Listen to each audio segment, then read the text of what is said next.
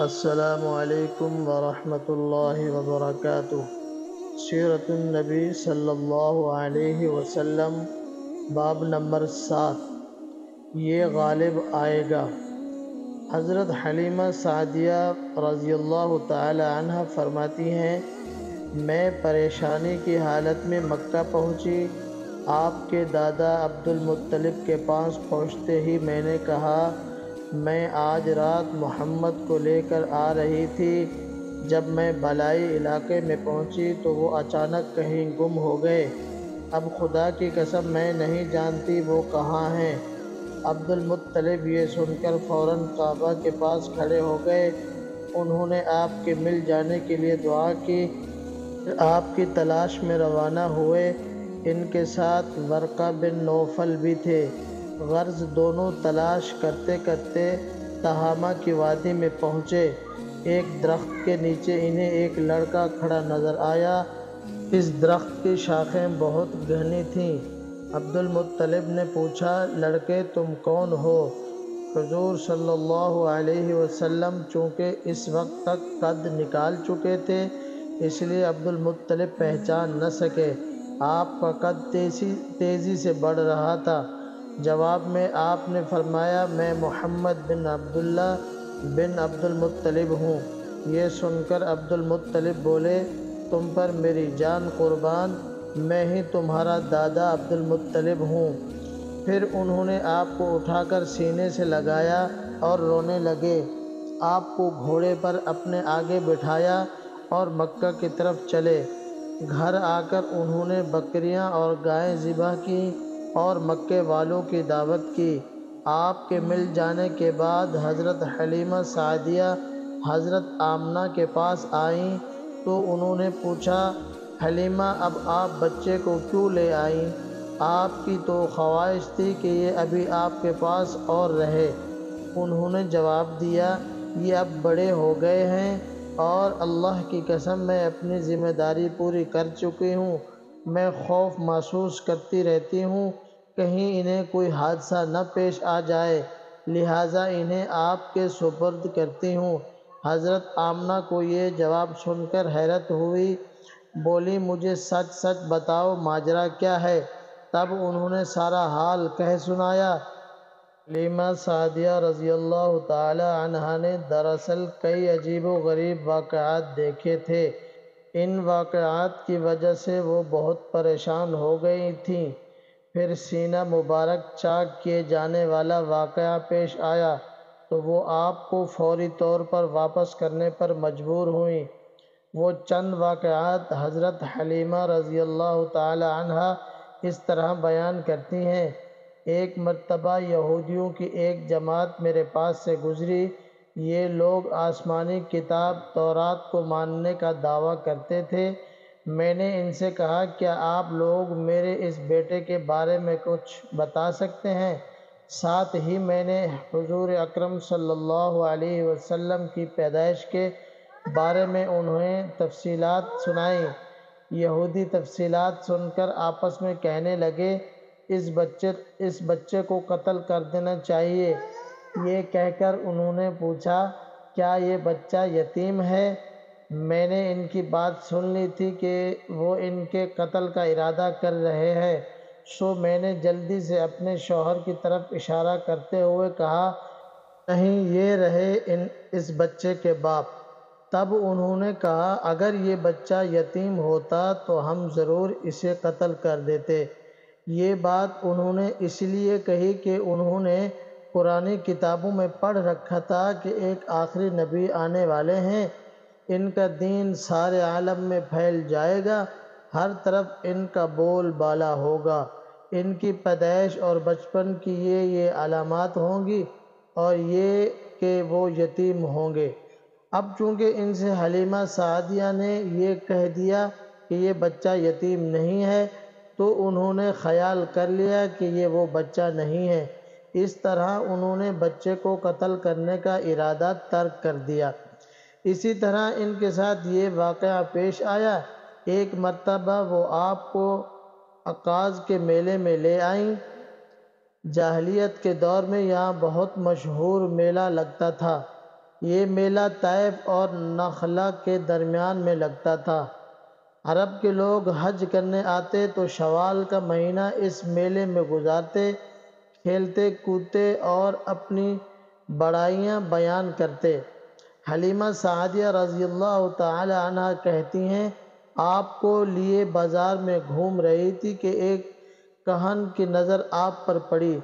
اسے آپ میں نبوت کی تمام علامات نظر آ گئیں۔ اس نے پکار کر کہا، لوگو اس بچے کو مار ڈالو۔ حلیمہ اس کہن کی بات سن کر گھبرا گئیں اور جلدی سے وہاں سے سرک گئیں۔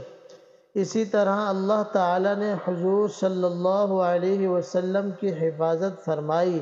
میلے میں موجود لوگوں نے کہن کی آواز سن کر ادھر ادھر دیکھا کہ کس بچے کو قتل کرنے کے لیے کہا گیا ہے، مگر انہیں وہاں کوئی بچہ نظر نہیں آیا۔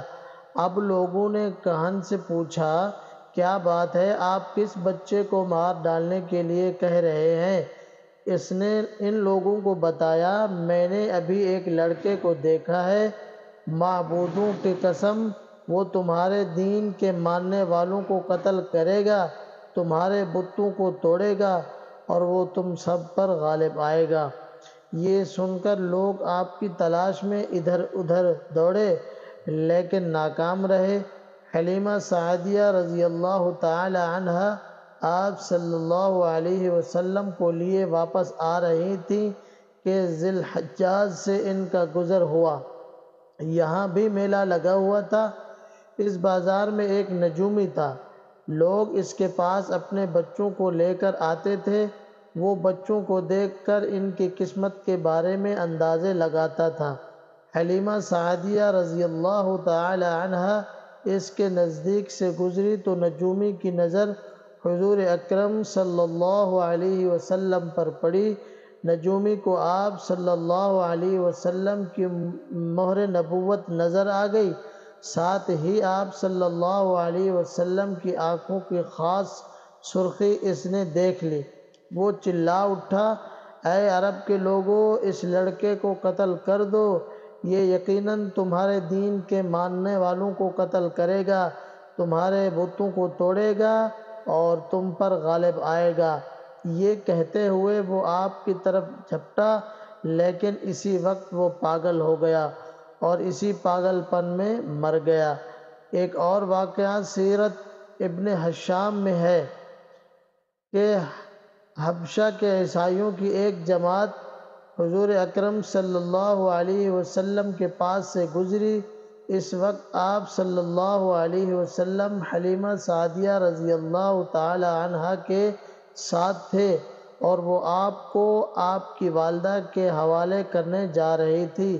ان عیسائیوں نے آپ صلی اللہ علیہ وسلم کے مونڈھوں کے درمیان مہر نبوت کو دیکھا اور آپ صلی اللہ علیہ وسلم کی آنکھوں کی سرخی کو بھی دیکھا۔ انہوں نے حلیمہ سعدیہ رضی اللہ تعالی عنہ سے پوچھا، کیا اس بچے کی آنکھوں میں کوئی تکلیف ہے؟ انہوں نے جواب میں کہا، نہیں، کوئی تکلیف نہیں، یہ سرخی تو ان کی آنکھوں میں قدرتی ہے۔ ان عیسائیوں نے کہا، تب اس بچے کو ہمارے حوالے کر دو، ہم اسے اپنے ملک لے جائیں گے۔ یہ بچہ پیغمبر اور بڑی شان والا ہے، ہم اس کے بارے میں سب کچھ جانتے ہیں۔ حلیمہ سعدیہ یہ سنتے ہی وہاں سے جلدی سے دور چلی گئیں، یہاں تک کہ آپ صلی اللہ علیہ وسلم کو آپ صلی اللہ علیہ وسلم کی والدہ کے پاس پہنچا دیا۔ ان واقعات میں جو سب اہم واقعہ ہے وہ سینہ مبارک چاک کرنے والا تھا۔ روایات سے یہ بات ثابت ہے کہ آپ صلی اللہ علیہ وسلم کے سینہ مبارک پر سلائی کے نشانات موجود تھے، جیسا کہ آج کل ڈاکٹر حضرات آپریشن کے بعد ٹانکے لگاتے ہیں۔ ٹانکے کھول دیے جانے کے بعد بھی سلائی کے نشانات موجود رہتے ہیں۔ اس واقعہ کے بعد حلیمہ سعدیہ اور ان کے خاوند نے فیصلہ کیا کہ اب بچے کو اپنے پاس نہیں رکھنا چاہیے۔ جب حضرت حلیمہ سعدیہ رضی اللہ تعالی عنہ نے آپ صلی اللہ علیہ وسلم کو حضرت آمنہ کے حوالہ کیا، اس وقت آپ صلی اللہ علیہ وسلم کی عمر 5 سال تھی۔ ایک روایت یہ ملتی ہے کہ اس وقت عمر شریف 5 سال تھی، ایک تیسری روایت کے مطابق عمر مبارک 6 سال ہو چکی تھی۔ جب حلیمہ سعدیہ نے آپ صلی اللہ علیہ وسلم کو حضرت آمنہ کے حوالے کیا تو اس کے کچھ دنوں بعد حضرت آمنہ انتقال کر گئیں۔ والدہ کا سایہ بھی سر سے اٹھ گیا۔ حضرت آمنہ رضی اللہ تعالی عنہا کی وفات مکہ اور مدینہ کے درمیان ابوا کے مقام پر ہوئی۔ آپ کو یہیں دفن کیا گیا۔ ہوا یہ کہ آپ صلی اللہ علیہ وسلم کی والدہ آپ صلی اللہ علیہ وسلم کو لے کر اپنے میکے مدینہ منورہ گئیں۔ آپ صلی اللہ علیہ وسلم کے ساتھ ایمن بھی تھی۔ ایمن کہتی ہیں ایک دن مدینہ کے 2 یہودی میرے پاس آئے اور بولے، ذرا محمد کو ہمارے سامنے لاؤ، ہم انہیں دیکھنا چاہتے ہیں۔ وہ آپ صلی اللہ علیہ وسلم کو ان کے سامنے لے آئیں۔